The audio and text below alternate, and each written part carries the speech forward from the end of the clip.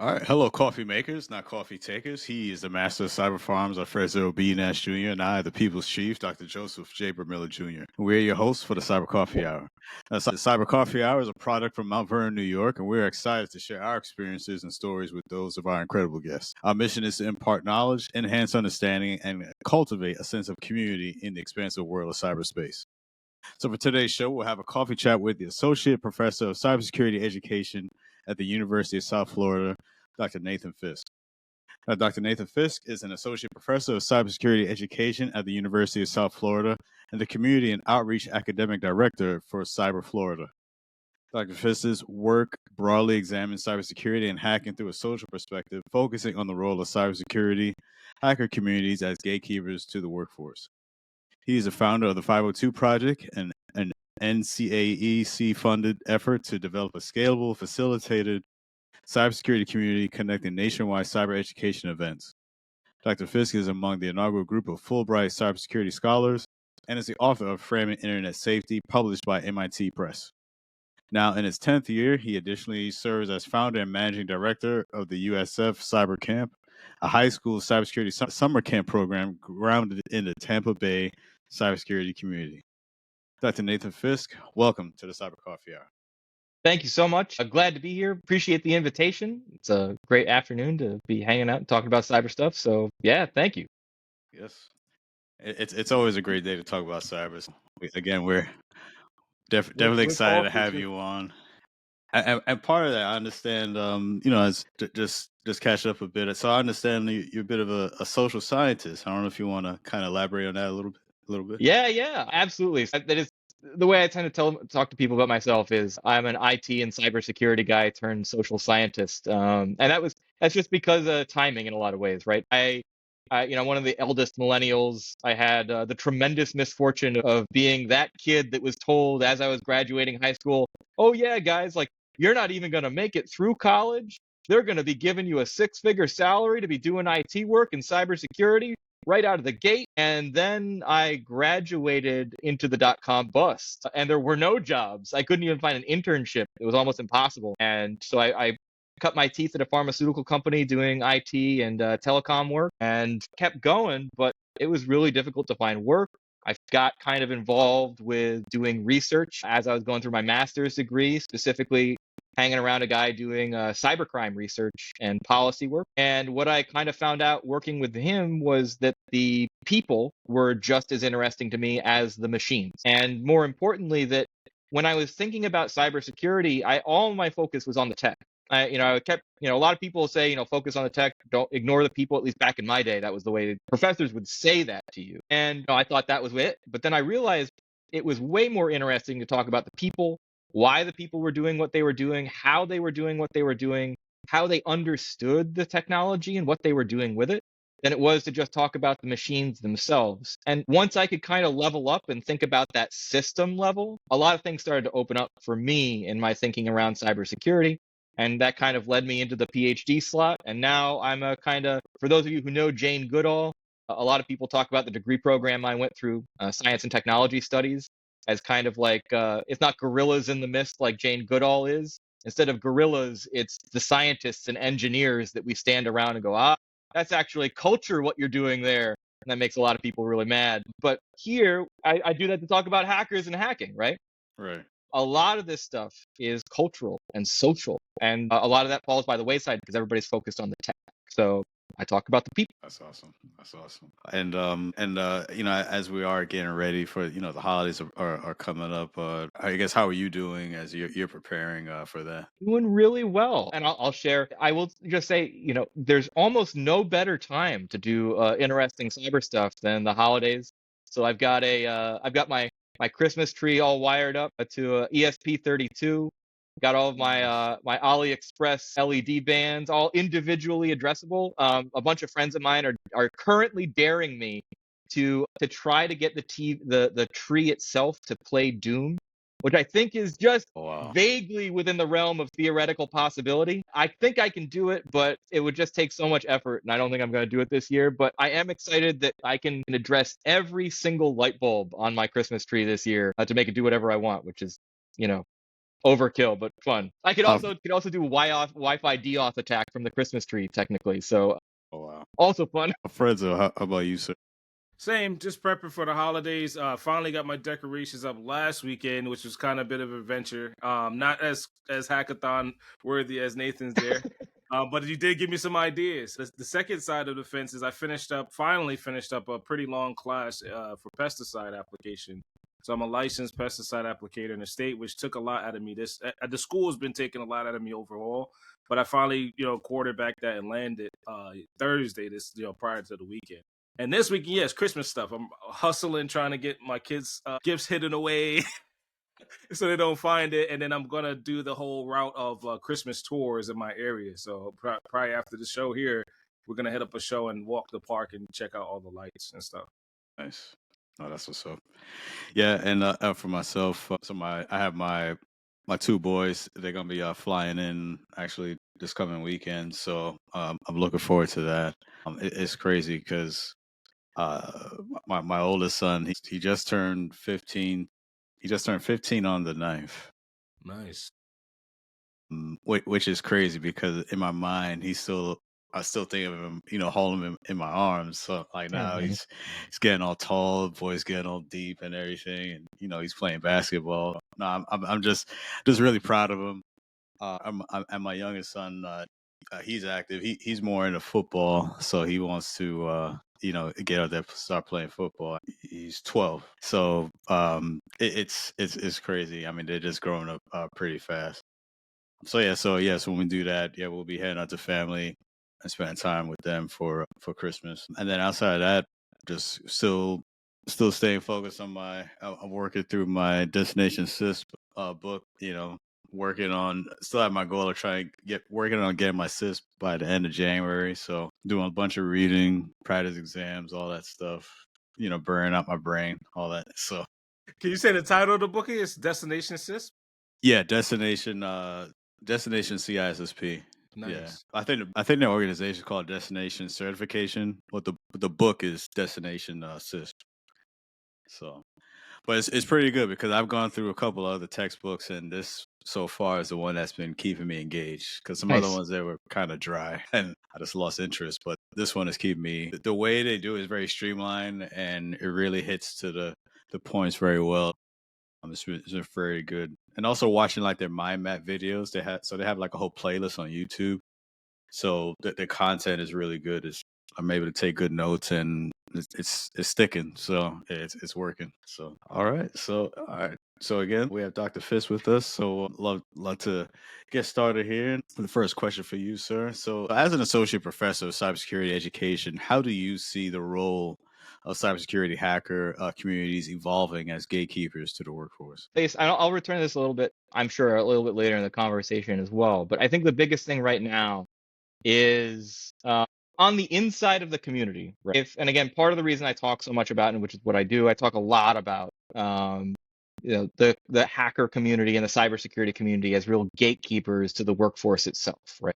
And a lot of the way that I end up talking about that is just simply to say this: it's not just about book smarts, right? It's about culture. And part of what you're doing when you're becoming a cybersecurity professional is you're becoming part of the culture. And with that culture comes an approach and a mindset, a way of thinking and talking and being in the world that goes beyond just reading in a book, right? Just doing textbooks. That textbook stuff is really important, right? And we've done really great by it. We have new degree programs and new certs, new textbooks, all kinds of formal ways to learn about cyber now. And that's great. We need those skills. The problem is that when you take people and you push them through a degree program or a cert or something like that, and then you go get a job, what they find very quickly is, yeah, you might make it in through the door into an interview, but you're rapidly going to be hit with questions that sound things like, well, what's in your home lab? What's the last competition you were in? What's the last thing you did to be a part of the community? What's the last community event you attended? What are you doing that is beyond just work? And that's because those questions are a stand-in for, are you actually one of us? Do you do these things? Do you think in these ways? they are stand-ins for people who have a thirst and a passion for these ideas, right? And a lot of that comes from being part of the culture and the community. That's not just a natural thing for people. A lot of that is hanging around other people who do cyber is something that's attractive to people, right? And for those people, they learn it in a very different way. They come to do these things themselves. And so, and even beyond that, even if you're kind of like, yeah, that culture matters, but okay, they get a professional network that's deep, right? They get people that can help them with opportunities. They get people that can answer questions for them. They get people that can help them with investigations and technical work. And any real cyber professional will tell you all day long that you only know so much about what you're doing and that you need to rely on other people and other resources to help you through the rest of the way. And a lot of that is kind of unspoken in cybersecurity, at least explicitly. And the only way to get it is by hanging around other people that do this. But for obvious reasons, right? The cybersecurity community and hacker communities are insular. They're small. They're hard to get into. They tend to look a lot like the same kinds of people. And so it's really difficult to break into those spaces if, you're not one of those folks already. If you're not already really into like leather trench coats and mirror shades and green neon, like it can be tough, right? Like Right. if you're not into those things, DEF CON can be a rough place to be. Yeah. And so the way that I talk about that stuff is trying to say, well, we need to scale access to that just out of from the first moment. And I think that is still exactly what it is. But I think for people, the way it's changing now is that for folks on the inside of that culture and community, the cyber element isn't really what it is, right? For everyone else, it's cyber is kind of irrelevant. It's really just security. It doesn't matter what the target is. If you're a pen tester, you don't care if you're going through a 0-day exploit or if you're talking up somebody like an admin at the front desk. You're going to do what's the easiest thing to do. Sorry about my gestures here. No, I think that's built into the platform. It is. I didn't know that. I just haven't shut it off because I think it's funny. I like it anyway. So, but when you're on the inside of that and you kind of come to have that adversarial mindset, whether it's cyber or not tends to cease to be as relevant, right? And you have a much more holistic mindset. And I think that's starting to really take hold more broadly in the space, and that everyone's getting a better understanding that separating cyber as if it was completely off on its own, you can't do that, and it's not the right thing to do. And that even beyond that, that most really good cyber professionals think in much more holistic ways about people and systems and institutions and networks as all interconnected and all creating the kinds of complexity that you need to find vulnerability. And so, again, just focusing on the technical, that's what people outside of the culture and community tend to think about what cyber is, but it's really not. Once you get on the inside, you come to have a very different understanding. And I think that's being borne out more and more as I talk to more security and intelligence and cybersecurity professionals. That's kind of all merging together in really interesting ways. So as you mentioned, as you started off, when you get an example of like, so someone, having that knowledge, and as you mentioned, they get maybe posed those questions as, are you part of, so-and-so group or organization or things like that. And let's say, this person, yes, they maybe they just passed their Security Plus certification and they sit in for a job interview for a job. But yes, they haven't attended maybe, a conference or anything like that yet. Mm-hmm. Maybe they're just not aware of it yet. Do you think that's a fair? So, and of course, when they pose that question, they'll say no. But then now, but do you think that's a fair way, or maybe a fair judgment to say, okay, so and so hasn't attended or even know about this? Like, why should we hire them? Not at all. I think it's completely unfair. And more importantly, it bottlenecks the scale of the profession, right? I see a lot of the challenges that we have in the workforce currently as primarily cultural challenges, right? It's not that we don't have enough talented people to do this work. It's not that we don't have enough people who have the technical skill. Is there a shortage? Absolutely. But there are loads of people out there, and I meet them all the time, who just hit that interview wall and then they've got nowhere to go. And I think that's entirely unfair. And specifically, a lot of the work that I'm trying to do right now is about scaling that kind of community access and doing that in a way that's more participatory, that creates access for more people. Because point blank, and again, I say this all the time, it really doesn't matter where you land when it comes to the politics of identity politics of, who gets to do what. It's just full stop. We have a technical industry and a cybersecurity industry that's super male and super white, and broadening out that culture and community is going to be the key to having a scalable cybersecurity workforce. We're way past the point at which we can just kind of keep this all insular and make it so that very few people have access to this culture, right? And that's really what it is, right? It's a culture that provides a kind of mindset, a way of learning and doing that's tremendously important and tremendously valuable. And we don't have a language inside of HR to talk about that, right?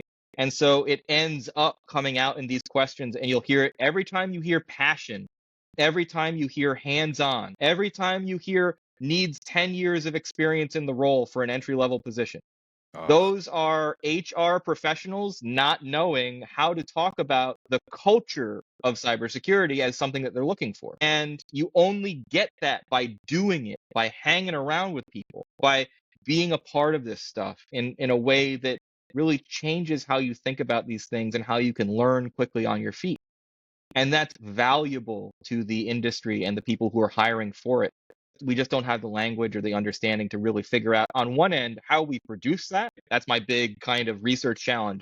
How do you open up a culture to make more cyber professionals? And then on the flip side, they don't know how to talk about it in ways that make sense to them. So they don't know how to hire for it. How do you hire for, yeah, are you actually a hacker or no? Right? Like, what does that mean? And again, this isn't some kind of weird thing that's just about cybersecurity. You talk to any other kind of technical profession, or especially the big cultural ones, like go ask a Marine whether or not culture matters, right? Go ask a Marine if you could read a book on being a Marine and then you're a Marine, right? Like that doesn't Right. work that way. Nobody thinks it works that way. Ask a cop, right? Like Mhm. that's not gonna work that way. It's just like there's a culture there that comes along with the technical skill. And to take those things apart and act like it doesn't exist is to misunderstand. So again, here it's about understanding and recognizing that culture exists, trying to broaden it out so that we can have all the technical skill that we're going to need, especially in the coming years facing the cybersecurity challenges out ahead of us. So I'll pipe up. I was biting the inside of my cheek a little bit, but you're bringing it out of me now, Nathan. So Yeah. 20 years ago, you couldn't look like me and sound like me and say you were going to Yep. 2600 meetings. Yeah. You couldn't put that on your resume and You're say, dead right. I did go to 2600 while trying to get a job at Citibank. Yeah. The other Yeah. thing is when you show up to these interviews and you hear passion, a lot of times the mind switches and, well, my passion comes through adversity.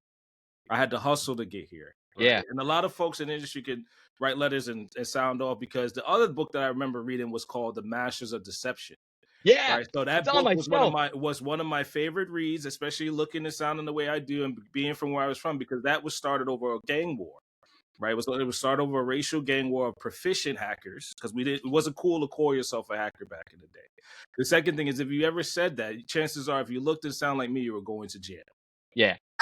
Absolutely. Right. So I read that book in a different light, because as you're interviewing as an adult coming of age and going to these interviews, you couldn't really talk about what made you good as a proficient InfoSec professional back in the day, or quality assurance tester. And then came pen testing, was, to your point, was a coveted role and culture, right? You didn't even know that role existed because it was, like you said, gatekeep. The second side of the fence that I noticed is if you mentioned those tools in your resume, you weren't going to get a job.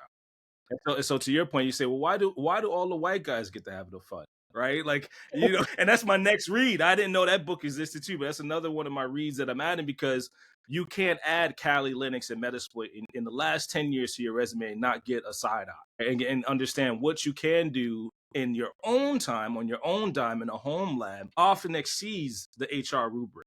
It often exceeds what they're hiring for, what tools they're enabling, which teams they might not have. Pen testing, red team, offensive security, all those things may not exist in the org, but how do I align to it on entry? So that's also a hurdle to get over in the culture. So, I mean, that's something that, and again, I was biting the inside of my cheek because I heard it 10 to 20 years ago. You couldn't even mention the word. No, and I'm completely agree. And and I'll add to that too, right? Like you got, and again, it's not that complicated and it's not that hard to understand. But I mean, I've hung around cybersecurity clubs, undergraduate students and things like that for most of my life. I've watched them grow.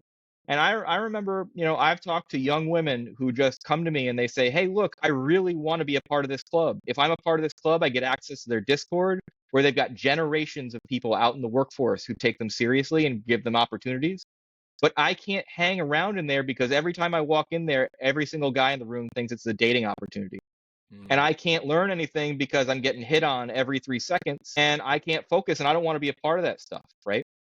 And so again, and the way that I'm also a historian, right? So I talk a lot about the history of hacking and why all this stuff is.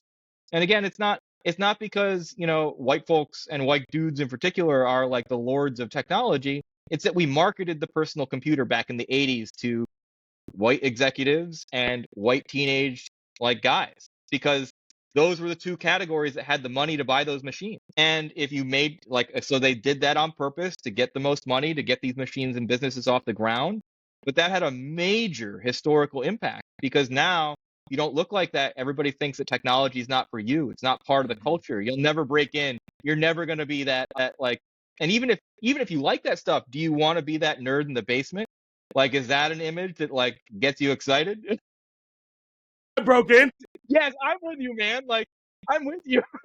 I'm so jealous too. Like, I want a basement too. But like, yeah, but I mean, when you're talking to kids, right? Like, do you want to be that guy? And they're like, no, they don't want to be that, right? And so it's about how you gain access to this culture, right? It's how you gain access to the mindset. And again, about trying to find ways in and make them more broadly accessible, more participatory, more about having students and aspirants, no matter if they're kids in high school or people trying to find new jobs, right?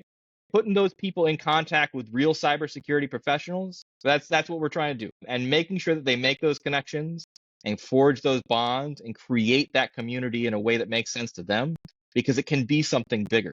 And it should be something bigger, and it is something bigger. It's just about how we cultivate that mindset, how we provide access to those communities. I think that's really important. And so that's the work that I'm in the middle of right now. 100%. So that plays into our next question very well, actually. Can you tell us about the 502 project and how it aims to connect cyber education events nationwide? Yeah. And I'll give you Dr. Joseph, I think already knows, but he may have forgotten. So it's maybe still a hard question. Can we guess why it's the 502 project? Is it like the 502 funding, or is it separate of nonprofit? No. Oh, that's the error message. Unauthorized. Yeah. It's the bad Nice. gateway error code in HTTP because we're a bad gateway to the cyber community. Nice. So we are the 502 project. And yeah, so what we're doing in there, all that is, right, is we, I'm an academic in cybersecurity, and any academic will tell you, but a lot of people will tell you, hey, silos are a big problem. And everybody is always trying to say they invented the wheel and then take credit for it, right? And that's par for the course. But part of what we really try to do with the 502 project is say, look, we've got all of these universities, all of these community partners, all of these nonprofits, all of these industry folks who are all pulling for the same kinds of things and issues. They're trying to give resources to or connect people to cybersecurity community and culture and information. They're trying to give experiences. They're trying to provide materials, right? They have events that can be virtual. They have things that they do, whether those are competitions or study sessions or any of that stuff, right? It's why we, again, reached out to Dr. Joseph to be a part of what we're doing, specifically looking at being able to highlight, right, the best of what the cyber community has to offer. And for all of the partners that we work with, we basically say, look, if you're doing something cool, hop on, like turn on that web camera, make it a part of what we're doing here, because that's all it is. The big Discord full of all kinds of fancy toys. And I like to joke, we are, if nothing else, one of the only legally compliant Discords in that we actually do background checks and things like that for minors who happen to be in the space. And again, we work very carefully to have a group of vetted subject matter experts who hang around our community. And if you're looking for an answer on any kind of question you've got about cybersecurity, whether it's something small or really important and hard to answer, like, what do I do next if I'm trying to do this, right? Which is almost always the hard question for so many of these folks in cyber. They get the passion and the enthusiasm, they want to do it, and then they don't know what to do after that. And it can be a really hard question for a lot of people to answer. And so we answer those questions, and that's really the big part of what we do. And then past that, it's also that we're trying to be able to be there to answer the bigger questions, like, oh yeah, like how do I do this actual technical thing? How do I work on this kind of hard problem? Because if you take the community and you build it out that way, if you have subject matter experts, real hackers and industry folks and GRC people and people who have been doing this, like doing critical infrastructure protection for decades, right? And put them all in the same community with a whole bunch of new people, right? Ranging from the high school hacker who knows more than almost any of the people that I have in my orbit, all the way up to teachers and educators and people who are trying to find their way through this complex cybersecurity education landscape. Everybody has something that they're looking for in a community like that and has people to meet. Whether you're looking for talent or whether you're looking for information or whether you're just looking for people to hang around who do what you do. That's what we're trying to build inside of the 502 project. Again, specifically with the idea of how do we take anybody who's interested and make sure we make a connection to people locally who do what they want to do. And that's being built out quite a bit. And Alfredo, like one of the things that you were bringing up kind of attaches to that. And I'll just say, one of the things that we've been finding all the time is that those kids, especially those kids that we tend to focus on when we focus on kids in particular, which isn't all the time. We have a lot of adults in the space and we really work a lot with them too. But it's those kids that often grew up like hard, right? Didn't have all the resources in the world, had to fight and like think of ways to do the things that they wanted to do, right? They often have that mindset already. They have a huge first step in being able to walk into a room and go, yeah, like I see this, this, this, this, and this. And if I was going to do something about that, I'd put those things together in this way, right? That Be honest, they do adversarial it. mindset, like, Yeah, there you go. You got it. That's right? the mindset. The that I don't see so much today because they're not being mentored into understanding what that means. Like even picking apart a PC on and putting it back together or putting together your home lab, right? I could go back to learning how I ran Linux. Yep. Yeah, A lot of these folks need to understand that soft skill set is what makes them the comparable red teamer. Right, absolutely. and doing it cost.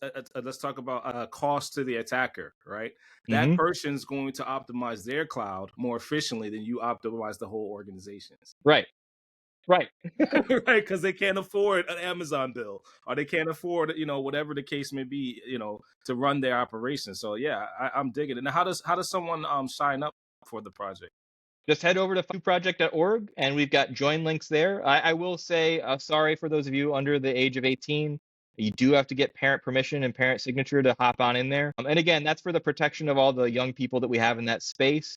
We want to make sure we know who you are. We want to make sure your parents are allowing you in those spaces or your guardians, whoever those happen to be. And that's a safety issue first and foremost. Again, if you're running a giant cybersecurity community, find out what happens if you don't secure your stuff. It won't be good, right? And so we do a lot of work to make sure the people who are in that space are who they say they are and that everything is above board and safe for all the people that are in it. And that's also because I believe absolutely firmly, and I can't say this loud enough, that most forms of technical work, but certainly cybersecurity, is an intergenerational effort, right? It's not, and that's full stop, not just about having kids be around adults who know what they're doing. It's about having kids who know what they're doing around adults who need a new way of seeing things. And having those kinds of relationship and taking those folks seriously. You mentioned Masters of Deception, right? Like in the early days of the BBS era, and the ability for kids to rock up around grown-ups who do this kind of stuff and be taken seriously, not with people not even knowing they were kids in the first place, right? They were one of two groups that were as good as the AT&T workers. They actually had to Yep. get indicted because they were knowing Yep. AT&T better than this. So the second group, I think, is called Loft out of Boston. No, Right? it was Masters of Deception and Lords of Destruction, I think. In New York, Loft yes. was another group out of Boston. Out of It was Boston. LOD and MOD, and MOD, yeah, right. yeah. 100%. So they got so good that they were indicted because they thought they had sabotaged AT&T. I'm just looking at my shelf behind me because I'm pretty sure it's in there somewhere, but Yeah. I think it's in the cabinet. But Nice. yes, I've got all kinds of absolute read. It's one of my favorite. And so they basically got good at the instructions, the phone upgrades, And then eventually they got good at line runs, like running lines to different residents and things like that. So at that particular point is when they said, oh, hold on, these guys are kids. They're not full-time workers. They're not like AT&T employees. They're they're kids messing around on the phone system. So that's why I liked it, because you don't see that until towards almost the end of the book. But let's tap into our next question before we talk about that book. Yeah. I'll go down that rabbit hole with you. Right. Based on your research examining cybersecurity and hacking through a social perspective, what are some of the key insights you gained about the human element in cybersecurity? I think it's a lot of the biggest thing is this, right? I think there's a lot of failure to recognize that the human element is as important as the technical element, if not more important, right? And especially when it comes to cybersecurity, it can. And another thing that I did for a long period of time before I got into this field entirely was I worked as I worked in the Rochester Institute of Technology Information Security Office. I was there for. I mean, I was at RIT for 8 years.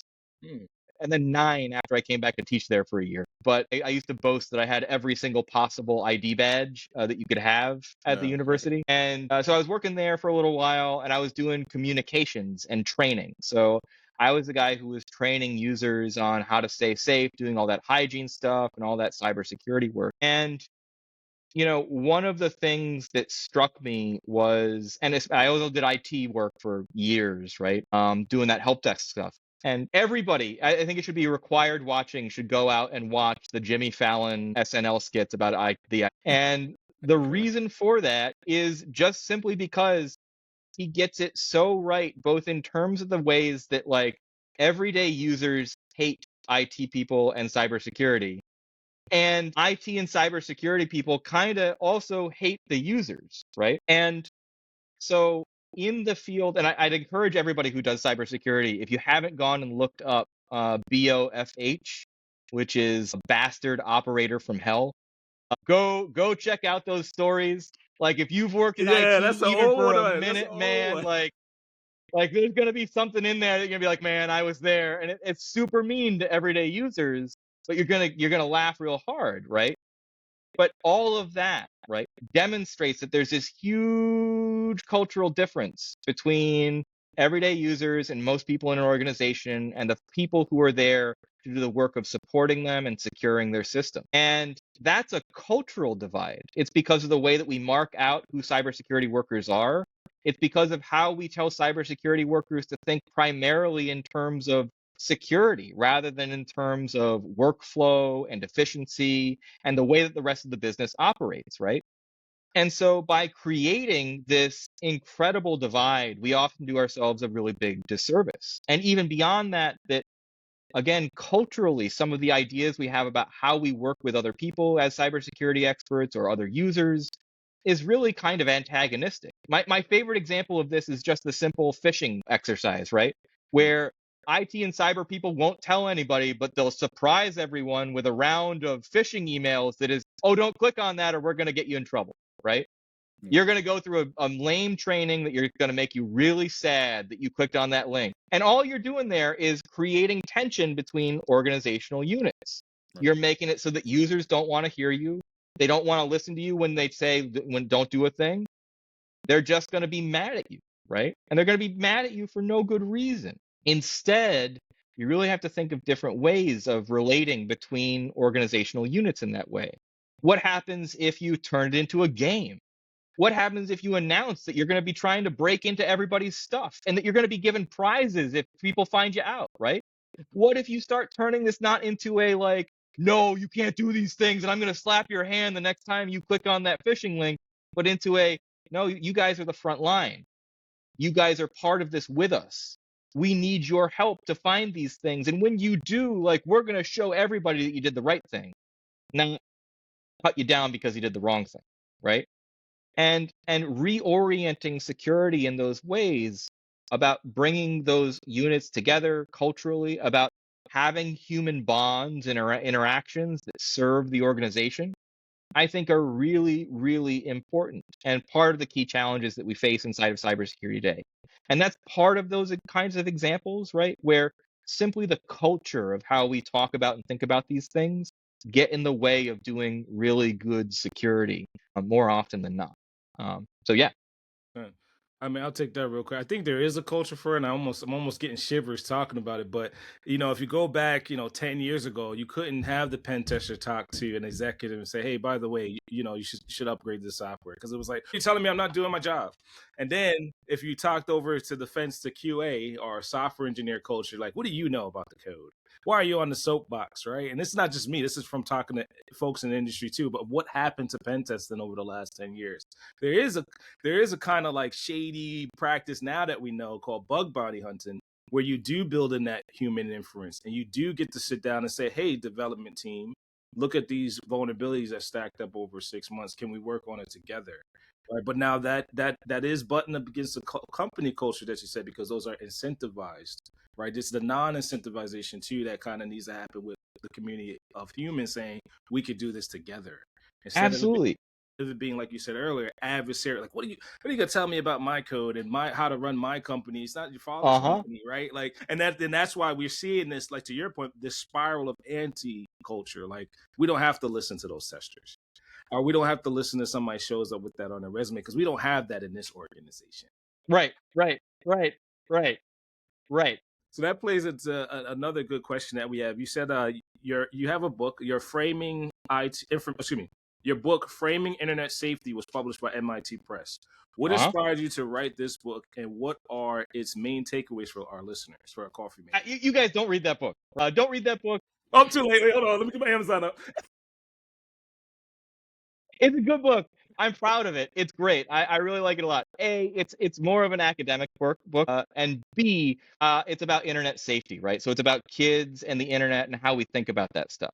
But it doesn't mean there's not a takeaway. So for your readers, I would recommend something else instead. If you really want to go deep on how I think about this stuff, there's an article, and Dr. Joseph, I'll share this out with you, and you can feel free to share it with your listeners if you like. There's an article I wrote called Developmental Challenges, which is about the kind of culture and history of capture the flag competitions out of DEF CON and what that means for the industry, right? And so that is what I would recommend your listeners listen to. But I will say that there is something that I think is really important to take away from the book that I wrote, because a lot of that was written out of my perspective as, again, one of the eldest millennials here, growing up on early dial-up, being one of the first people called cyber anything, right?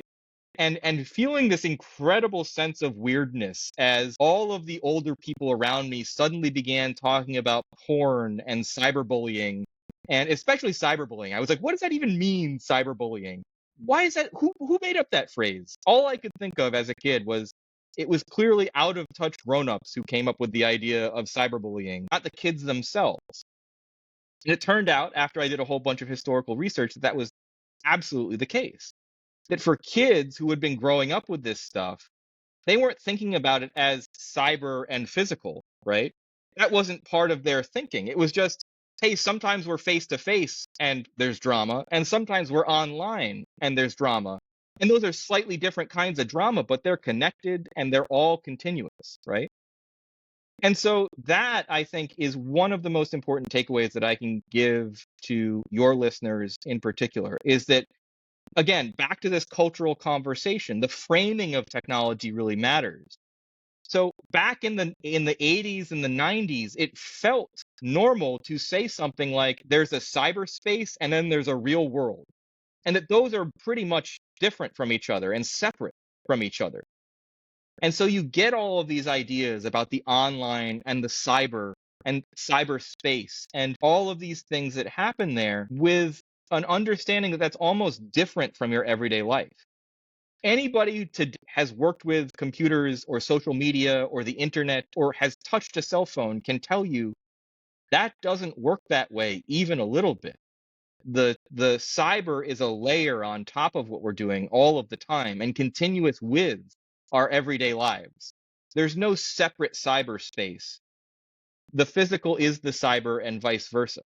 And so I really encourage your listeners to not be constrained by these ideas of the cyber versus security, right? Because those are delineations that come out of a historical context that doesn't make as much sense today. And even more importantly, that a good cybersecurity professional understands how the cyber intersects with all of this physical stuff and all of these people and all of these institutions. And if you can't think at that level, you're not going to be as good of a professional, because you're going to be constrained by the technical. You're always going to be thinking in terms of zero-day attacks. You're never going to be thinking in terms of that guy who doesn't know anything about an exploit and just walked into your building and said, "Oh no, I'm a network tech, show me where the room is," right? Like that With the janitor matters. outfit. Yeah, like, hey, that's the way this stuff really works. And again, to make it separate is to completely misunderstand the point. But that's what we did historically, and we can't shake this hangover now because we've thrown all of these resources into the cyber. Like, there are degree programs and certs and all of this stuff. And it's not to say that there's not a lot of emphasis there that we need to have. We need skilled professionals that know cyber better than anything else. But that's not to say that you get to lose the context, if that makes sense, right? You need that context. And more importantly, and back to my earlier conversation about what cyber really is, it's social, right? You need to be able to know when you need to call somebody who can break a lock. You need to know when it's time to call somebody who knows how to hack that database. You need to know when it's time to do those things and call in your chips. And that makes a cyber professional real, right? It's not just what you know, it's what you know other people know and how you can call those people in. And I'll say full stop, so much of my career, cyber and otherwise, has been marked by my ability to call on my friends who went up alongside me but did different stuff. And that ability makes all the difference in the world, especially in cyber. So that's the big takeaway that I would kind of drive home. You got to be able to see that division for what it is, which is something we made as people, and that may or may not actually match the world that we live in today, right? That language matters, and we have that hangover as a result. I think you made a great point, especially even on the subject of cyberbullying. Even just thinking about myself, Fresno, growing up, like for our generation coming up, where internet wasn't as popular as it is now, or it isn't as infused into our everyday lives as it is now. Where, so just stay on the example of the cyberbullying. Yes, so let's say, yeah, you're in school, you're getting picked on, whatnot, bullied, mess with you. Then you get home, it's pretty much stopped. There wasn't no tweets being sent out, no Right. emails that's keeping it going. But like now, current generation, especially as the internet really picked up, that continues on. So yeah, it can start at school, but then it'll continue on even after you get home. Absolutely. Some messages being sent out about you, real inflammatory stuff. And it is keeping it going. Unfortunately, we've seen kids who succumb to that because they have that mental stress, especially being so young, not being able to how to deal or handle that. And unfortunately, some kids have lost their lives because of that. 100%. Yeah, so it is. I'm glad you did point that out because, yeah, there is, cyber is not its separate thing. It is very real. It is a part, like you said, it is a layer, and it's very real. It's something that, yes, something that you need to be, pay attention to because it can have real world effects or consequences that really touch and affect you, in a real way. So, no, and I would think, by now more folks are really starting to understand, like, cyber is not some, mystical thing. It is a real thing that can really affect you and those you care about. Absolutely. 100%. Hold on just 1 second. I need to pause for 1 moment. Just give me 1 second here. Apologies. That brings to mention our episode with Zanette Kamal, right? So we had a couple episodes with Zanette to discuss that. I want to dive into that. You said what? Our episode with Zanette.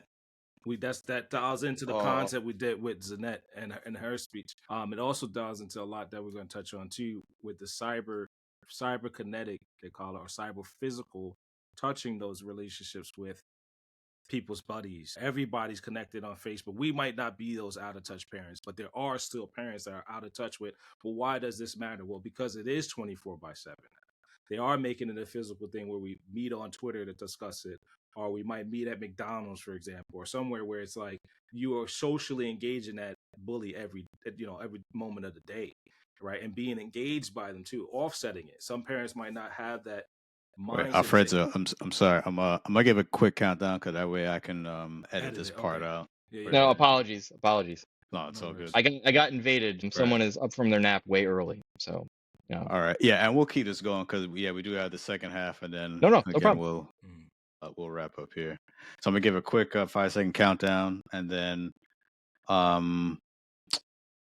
Alfredo, then you could pick up because I think you were getting ready to 100%. chime in there. Yeah. All right, so 5, 4, 3, 2, 1. Right. So that what you just said there, Nathan, also plays into a guest that we had previously on speaking to the interdependencies between bullying, right? His name is Zanet Mm-hmm. Kamal. She's on a previous episode of ours on Cyber Coffee Hour, where the kids and children trying not to be that out of touch parent, you might want to get back in touch to why it's a 24-hour cyber physical thing for these children, right? They're always engaged by the bully and having to engage them on the social platforms. And then it becomes this thing where everywhere that person goes, they're being engaged by other peers. And I think that's the part, becoming of age now, becoming an older parent, that we have to dial back into and realize, like, nope, we're gonna stop that. You know, just like you said, Dr. Joseph, when we were growing up, your parents would come outside and say, "Hey, stop." It's just sounds the same thing on the internet. Like, hey, cut that out. Well, and that's the thing, right? And so, I also do, when I did my dissertation work, I had to do a lot thinking about the history of childhood itself. And so now I also teach a class on the history of childhood. And one of the things that you'll notice immediately if you do any work on that history is, this is my favorite study, I'll make this real quick, is they did a study that just asked a simple question. For each generation within a single family, where was that person allowed to go when they were 7 years old, unaccompanied by an adult? And you got the great grandfather, and they're allowed to go multiple miles away to go fishing by themselves off a dock at 7. And then the grandfather, and it shrinks. And then the father, and it shrinks. And then the son, and the son is a dot, right? And that dot is the backyard. And they're not allowed to go anywhere other than that, unsupervised, right? And so the problem is that today we live in a world where the only space that you can be a kid outside of adult supervision is on the internet, because you're not allowed to go out into those spaces in the same way that we used to do. And as a result, a lot of the drama and the social interaction and the politics of being a kid, right, are now online for everyone to see. And not only that, but the negative elements of what that is get amplified and are more difficult, right? But a lot of that, I think, is also about, again, it's about finding ways to be more human with kids, about showing them that there are alternatives, that there's an outside world, that there are other places to be and exist, other people to know and be a part of. And again, I think that's a part of the problems that we face generationally, is that it's people don't talk like they used to in the same ways. And I think that's going to be, weirdly enough, I would argue that is increasingly a cybersecurity challenge, insofar as we have to understand these technologies that we're wrapping our lives around as parts of how we flourish as humans, right? And that if they're not doing the right things by us and the way that we interact with each other, we need to really think carefully about what we're doing, not just in terms of, are we secure as individuals, but are we secure as humans, right? Are we doing the right things for our communities? Are we doing the right things for our families? Are we doing the right things for the people that we are living and working around every single day? And I think increasingly cybersecurity needs to encompass those ideas about what's right for us as people, even beyond these notions of just how do I secure my data and keep my privacy, right? Cybersecurity can be taken much more broadly, and I think needs to be long-term. 100%. So the USF CyberCamp you founded and managed is now in its 10th year. So how has the program evolved over the past decade and impacted the Tampa Bay cybersecurity community? So I just want to say this first, right? Nobody really knows how to start a summer camp program if you've never done it before. You think you have vague ideas and you just kind of say, I'm going to make it, and good luck. It's going to happen. There was a grant proposal that started this thing, and I got some money to do that initially, but it is just, summer camp plan survives first contact with the children. So it just falls apart the moment that you start to build something in place, right? And it is pure, unadulterated chaos. And over the years that I have done that, and apologies, so not right now, little guy. Thank you. I'm sorry. I'm still talking. So basically, the summer camp, as it's evolved through the years, has kind of focused on one thing, and that's that I want the summer camp program to be its own networking event, if that makes sense, right? That it's not sufficient to say the kids are the center and they should get everything that comes out of this, and it's only about these kids, and really all we're doing is we are filling these empty buckets of knowledge, and we are dumping knowledge into them and then sending them away. That can't be what you do in cybersecurity. And cybersecurity summer camp cannot be school. If it is school, it is wrong. It is boring and not good. So summer camp, in my mind, needs to be the following things. It needs to be a community, and it needs to be exciting almost all the time. And so over the years, it only took a couple of years for me to get in touch with a real experienced educator, somebody who's like worked in like the hardest of Tampa's school districts and really worked with high schoolers who have done everything. And I talk about it now as the dual fists of CyberCamp. I am the chaos. I make sure that we are running as close to the line as we possibly can every single moment. That there's always something dynamic going on, that kids are running around and breaking things and getting into trouble and talking with people and doing all of that stuff that you want to see at a hacker camp. And then on the other hand, Julian, my co-director, he's the law and order. And it is through these dual fists of CyberCamp that we make the magic happen. And it is always a wild ride, right? And if you're doing CyberCamp, if you're doing anything like this, and you're not constantly like struggling and having a good time and seeing chaos happen in the best possible ways, you're not doing it right. Right? Like, it's a hacker camp, man. Like, it ought to look like that. And I'll just say full stop, one of the biggest and best things that we did, a big shout out here. We and again, in a way that I'm really honored by, we've had a group called the Neon Temple, which is kind of like a hacker guild, work with us for many years as part of the camp, and they are as much of a part of the camp's DNA as I am, or many others that come back year on year. And it's having that like real pen testing experience, having people who really know how to do this stuff, people who are hackers themselves and have been doing this for years, and then combining that with people from the community who are all in this industry, whether they're in GRC or policy or pen testing or working a SOC or every single facet of what this job can be. We want our kids to see it and be able to talk with those folks and be taken seriously. And that's the biggest thing I think that matters, is that when we make this summer camp program move, everybody's got to know that you got to treat those kids with respect, as if they're adult people who are trying to get into the industry and that might be your colleagues someday. And when we can make those interactions happen, where you've got adults talking to kids and taking them seriously, that shows these kids that they can be one of these people someday, that they have supports and they have a network that they can call on, and that more importantly, that what they know matters, right?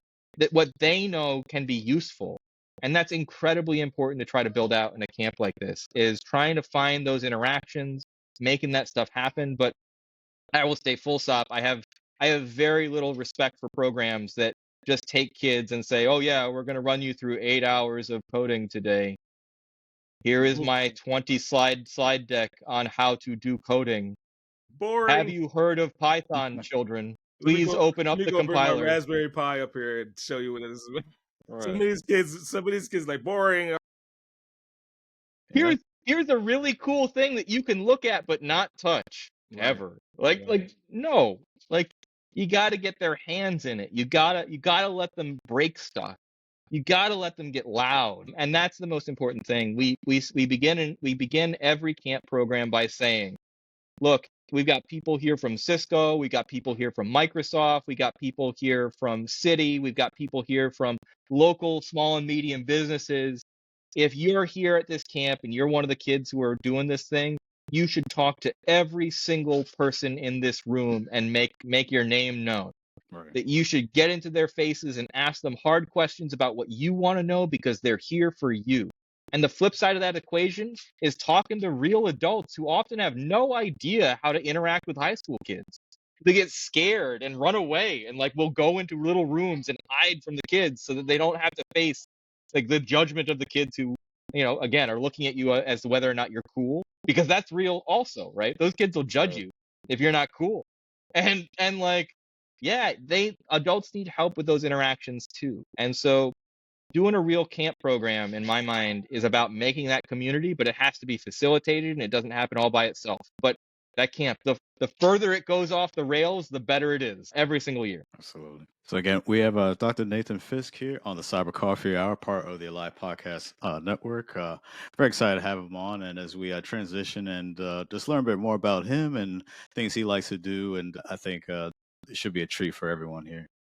So, first, Dr. Fisk, what are the most, in your opinion, what are the most significant emerging threats in cybersecurity today, and how should organizations prepare for them? I think I'm going to take a slightly different tack on this when it comes to talking about specific emergent threats. And I would say, again, I'm gonna do this from the ivory tower view, right? I get to make these big oh yeah, this is the thing that you'll never really be able to functionally do much about, but it is the thing that I'm the most worried about. It's the kind of social control that I'm seeing kind of bubble up out of these new technologies.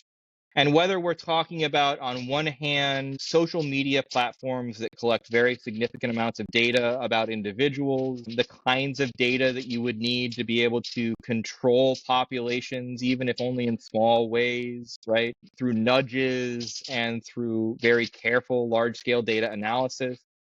The way that AI enables a lot of that, increasingly so, I'm very, very concerned about. And again, for myself and my family, I'm looking to kind of deplatform and get all of my family stuff out of Google and Amazon as much as I can, because day by day, I'm increasingly worried about the capacity that's being built out by these technologies. And I see that very much from a large corporation and state actor kind of perspective. And that very specifically, I have concerns about the way that these technologies are creating kind of informational vulnerability, like information operations and things like that. They're making cultural control more viable and possible every day. And I'm very much concerned about all of that. And again, I will raise the name, although not, again, I don't know that I need to go down into the weeds about how real or significant that threat is, but TikTok is a great example, but certainly not the only example, right, that we might point in the general direction of. That, I mean, just by way of example, right, and I've said this, I don't know how many times in the last couple of weeks, but let's say you had access to the TikTok database, and let's say you had access to TP-Link's database. So TP-Link being a major manufacturer of smart switches and IoT devices for the home. I have a ton of CASA, which is TP-Link devices in my house right now that I'm going to switch off to my own private server very rapidly here. But that for that stuff, and apologies if you have any noise on the mic, please let me know. No, you're Great. So I think if you have those two databases and you cross-reference those things, what you have is a really great way to know, this person lives at this house. I can know their GPS coordinates to where they live. I can have access to all of their IoT devices, and I get access to their Wi-Fi network because I had to enter in the credentials and GPS coordinates at the beginning of setup, right? And it's that combined with the lack of kind of basic literacy around cyber and defense that I think is making me increasingly worried. And that's very much where my head is at lately. And I think as a result, one of the things that I'm pushing for, even via the 502 project, is thinking about how we make that adversarial mindset more a part of how we teach kids, not just about how to do cybersecurity, but just how to think about the world. How do we get more students and more people who have some small element of that kind of defense and intelligence-minded thinking that give them that ability to protect themselves just a little bit better than they do if they walk in the door going, oh yeah, if it's here, it must be real. And that is what I'm aiming for more and more. And my big concerns are about those informational threats.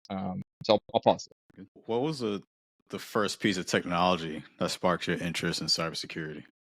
Oh man, this is such a good question, and it's so complicated for me. I have to go with it depends on how far back you want to go, right? I think I'm gonna go with my grandfather's, almost every time I almost say Trash 80, but TRS 80, Radio Shack TRS 80.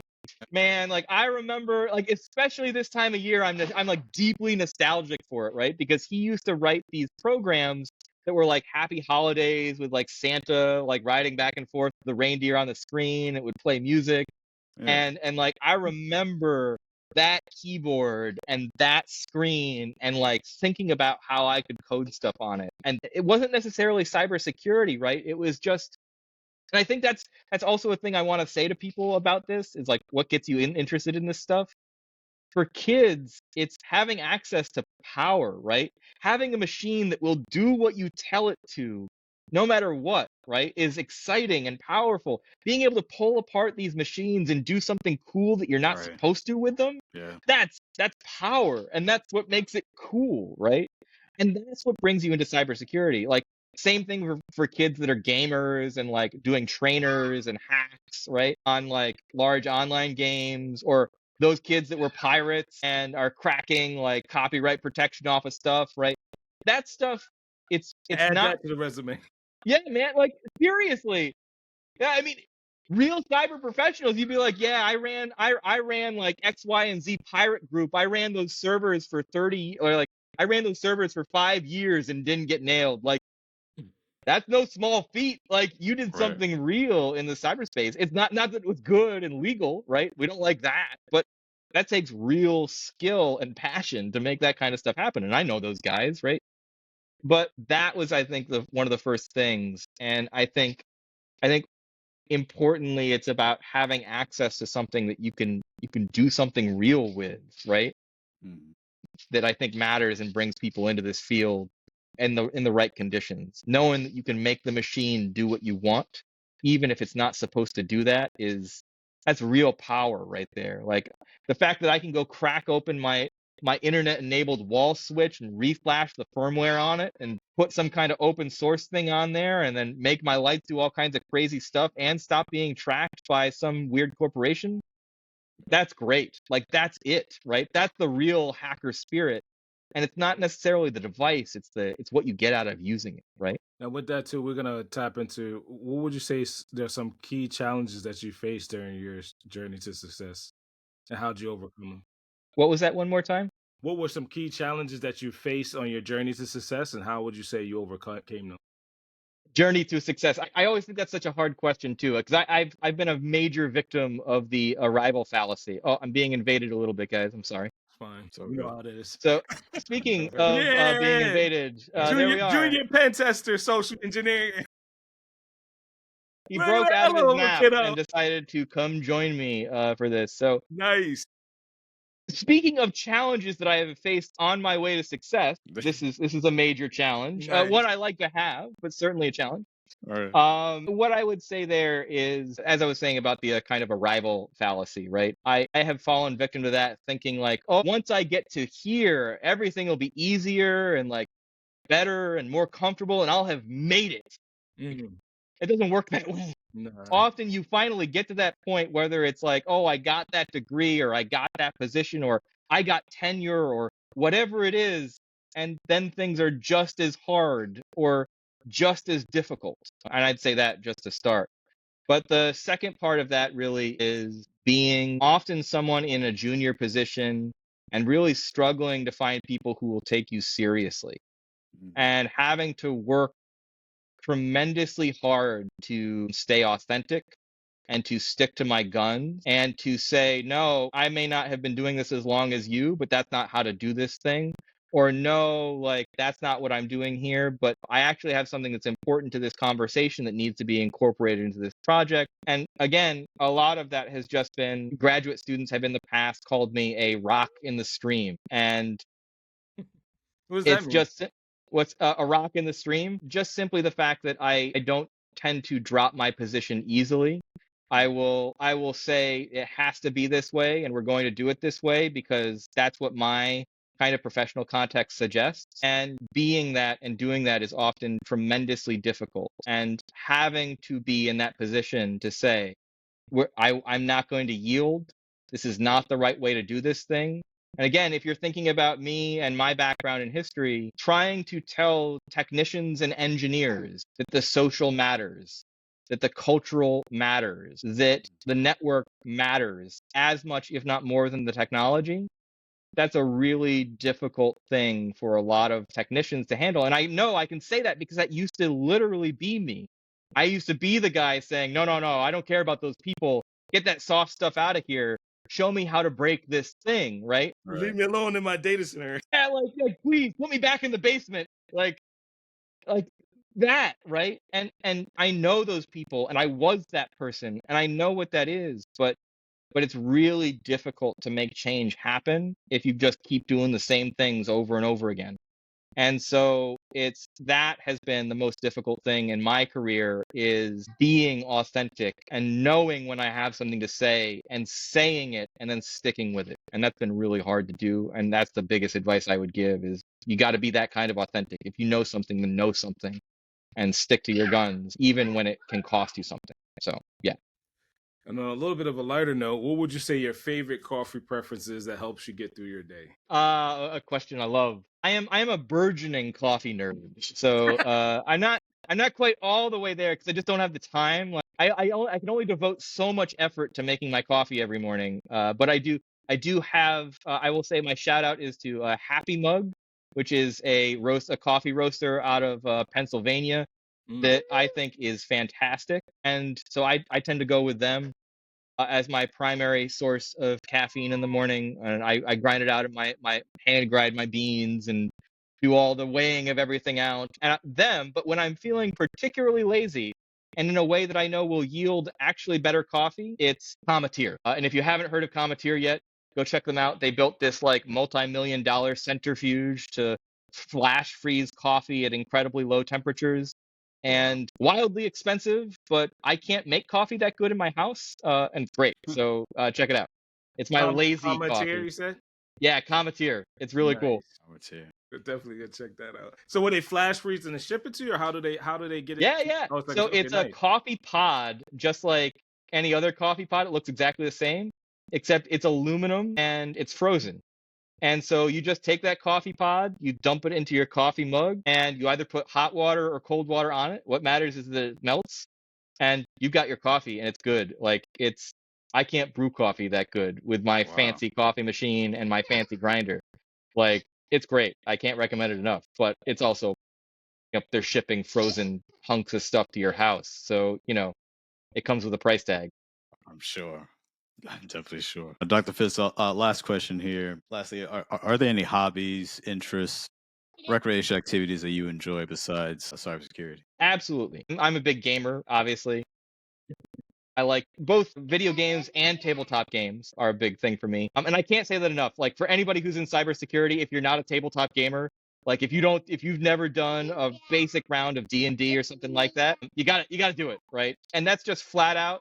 If you want those skills to think on your feet, if you want those skills to say, here's all the things in a room that I can use, tabletop gaming is it all day. Whether you're running a game or whether you're playing a game, you got to do it. And it's not just that it's great for hanging out and socializing with friends. It's just a thing to do. And I can't recommend it enough. I'm also like, it's not cybersecurity per se, but like the rest of us, you got to be a tinker, right? You got to play with stuff. You got to enjoy it. My home network is almost deliberately janky so that it breaks all the time. And then I have to go fix it. And I love it. Like it's again appropriate to the season. It's like a Christmas story. I don't have a furnace problem. I've got a router problem. Right. And like, I'll go start cursing it up around the router, and like, we all got to update the firmware to the new version, and these packages aren't working right. And that's why I can't get on my meeting today. Everyone, don't worry. You're gonna disconnect really quick. I got it. It works real well when my wife, who also works from home, is trying to do actual work. Oh, I'm sure she loves that. Yes, it is lovely. So I do that kind of stuff. I'm a huge reader, professional hazard of some kind, but like I read really dumb things. If you haven't read, it's not dumb. I really like it. Again, another quick couple of book suggestions. Charles Stross's The Laundry Files, about an IT cyber professional who finds out that like that's actually the back door to like Lovecraftian magic, and there's whole. It's like if you took like I know it sounds weird, but it's a whole series of book that takes like The Office and H.P. Lovecraft and James Bond and like smushes them together, and it's great. I highly recommend it. Okay. And then on a nonfiction space, and again, if you read Masters of Deception, it's great. But the two texts of hacker culture are Stephen Levy's Hackers. One, gotta read it, have to read it, kind of thing. And then two, almost more importantly, Bruce Sterling's The Hacker Crackdown. Yeah, Is I have that one too. Is it. Yeah, that one is serious. So you have to read that with a little bit of like, what are they talking about here? Yeah. That book changed my life. Yeah, Is so good. Mine too. Yeah.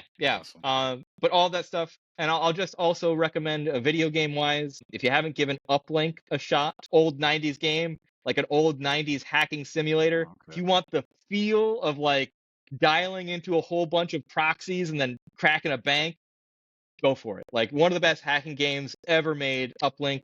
And then, I mean, I'll just give a shout out for this because it's one of my all-time favorites, Disco Elysium. Everybody should play Disco Elysium at some point in their lives. Fantastic RPG, well worth your time. Come talk to me about it out on my Discord or wherever. Now, backing up a little bit, you mentioned the tabletop, right? So shameless plug, they don't send us any checks yet, but if you go to Black Hills Information Security, they took that same mindset and turned it into backdoors and breaches. So you're playing the tabletop through actual cyber, like personalities, events, tactics, techniques, and procedures. And I'm not very good at it yet, but I think I saw them at B-Sides a couple of years ago. And I thought, oh my God, that's exactly where they got it from. So you play through a cyber tabletop as you're playing a board game. Yeah, but there's no explosions. There's no like drama. Like I need like it's power outages. That's what we need. I love Black Hills. I love backdoors and breaches. It's like I found an RPG called Cybermancer, which is a group of cybersecurity professionals who are like, no, we can make a D&D and make it a cyber training game. And that's where I want to be. It's not just like, I don't want it to be real world. I don't want it to be actually existing stuff. Although I will say, one of my favorite, I'll share with your listeners and both of you, my all-time favorite cybersecurity education, role-playing education like game. And it was an interview question I got at, and so I can't remember who gave this to me, but if you're listening by any chance, apologies, I stole your idea. It's an interview question I got out of Lincoln Labs, which is MIT's DoD research facility. And guy opens the door, and he just looks at me. He goes, "You ever play D&D?" I go, "Yeah." He goes, "Good. This will be easier." He goes, "Outside in the hallway, you got a Coke machine. It's under 24-hour surveillance. I'm your client. I've got $1 million. Every time I walk by that Coke machine, I want a free Coke, and I don't want anybody to ever catch me. What are you gonna do? Go." And you take a single 20-sided die, and you roll the dice every time somebody wants to do a thing. You say, all right, well, you're going to chat your way past the CISO to get that that video footage. Are you going to pull back the Coke machine and see if there's a network connection? Are you going to, how are you going to do it, and what are you going to do? And using basic D&D die roll mechanics, you can walk people through how it is that they would break that whole system. And it often goes off the rails in really funny ways, especially as people try to do things like, oh, I'm just going to slowly follow this person until they do something interesting. And you get to go like, oh, is that what you're going to do? They're going to call security right now, so you better start running. Watching that stuff go off the rails in unscripted ways often creates the best teaching moments. And more importantly, I like to play games that have the rule of cool of them. So if you're doing something cool, it should kind of succeed. I like to play, my game should be more Michael Bay than CISSP, right? And that's the way I want to roll. And if you're working with kids and even other professionals just hanging out, like, it's more fun that way. Yeah. Shout out also to the Temple who do a lot of that work. Nice. That's awesome.